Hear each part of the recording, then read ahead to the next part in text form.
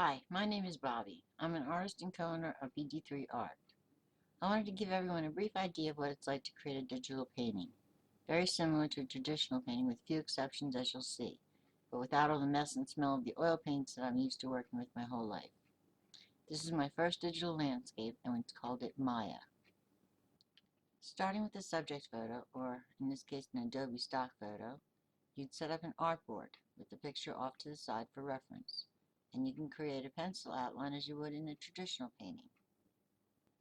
Now most people would start with the background, but not me, which is okay with digital, as you'll soon see. Once I'm done the face and hair, I can select it all and save it elsewhere in case the background messes it up. Then it's just a matter of bringing it back into the painting and pasting it on top. Also great for older people, like me, is the ability to zoom in and to see the details, to paint up close and personal.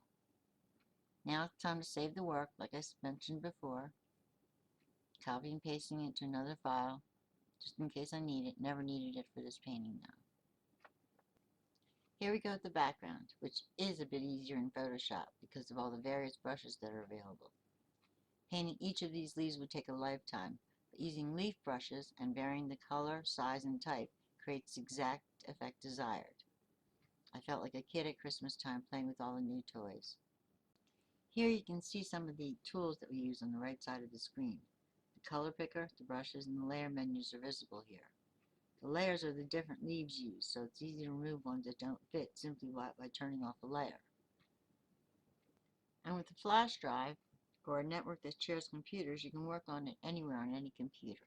As you can see in this screenshot, I'm using a different computer. You can even use different versions of Photoshop. Now comes the tedious part of filling in all the details. For the first time, that is. Here's a shot of some of the tools that we use, especially the brushes. If we zoom in, we can see the leaf brushes that I used. This is only a small fraction of the ones that we have on the big computer Alice. On the left side of the screen, you can see some of the tools that we use regularly. That's coming up now. Right there, yes. Another shot of the tools on the right-hand side of the screen, and a lot more filling in of color and starting some detail work. In this shot, I'm starting to create the magical flower and its aura, and working on the hands, which I dread. I always procrastinate doing them till the very last possible minute. Though you can't really see it here since I got so involved I'd forget to stop to take screenshots. This is about when I zoom in and closely inspect for stray brush strokes and to fine-tune. With regular oil paints, it's very easy to create ripples in the water just by using the way the paint flows and your brush. But doing a digital painting, we are at a disadvantage. So Nighthawk suggested that I use the ripple effect in Power Director, which was used to make this video as well to do the work for me.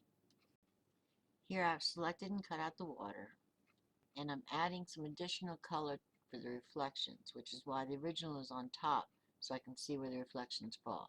Then I stretch out the entire selection, so that I can get the maximum and ripple effect. Bring it into Power Director, which is what it shows now, just the Power Director program. Then I apply the ripples. Then I resize the whole thing back down so that the ripples are smaller, and paste it back into the picture. Of course, it needs some blending in, but when it's all done, it has the look of the original picture with the ripples. Okay, well, almost like the original. Finally, we add some color enhancement, a small frame, and voila, the painting is finally done, after about 2 weeks worth of work and about 60 hours. And here's the original stock photo, just for a quick reference. And we'd like to thank everyone for taking the time to watch our video and get an idea of how a digital painting is actually made. Thank you again.